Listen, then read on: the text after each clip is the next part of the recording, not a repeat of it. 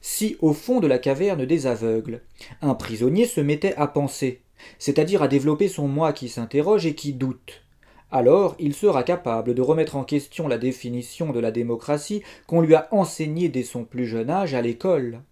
Celle qui explique que la démocratie c'est le pouvoir du peuple et que ce dernier a le pouvoir quand il choisit son chef. Le simple fait de penser dans cette caverne obscure revient à briser ses chaînes. Il y a de fortes chances pour que celui qui se met à méditer sur la notion de pouvoir en ait assez de choisir son cuisinier et s'abstienne de poursuivre la révolte des somnambules attablés. Taper de la fourchette et du couteau sur la table pour se plaindre de ne pas avoir ce que l'on désire dans l'assiette.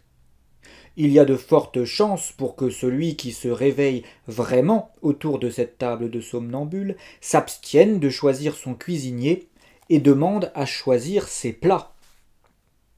Si l'on proposait à des convives déçus, frustrés, et sans plus aucun espoir envers leur chef cuisinier, parce que ces derniers les trompent depuis des années, leur portent des plats qui ne figurent pas sur le menu électoral, de choisir ce qu'ils veulent manger au lieu de choisir leur chef, on observerait que nombre de ces convives désabusés et abstentionnistes se mettraient à voter leurs plats avec intérêt et passion.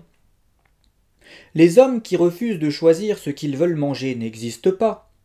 Il existe seulement des hommes qui refusent de choisir celui qui leur imposera un menu.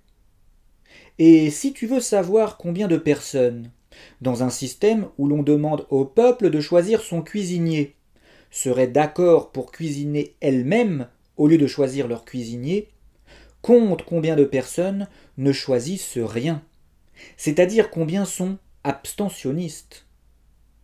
Choisir de ne rien choisir est un choix. C'est un grand choix, celui d'un autre système.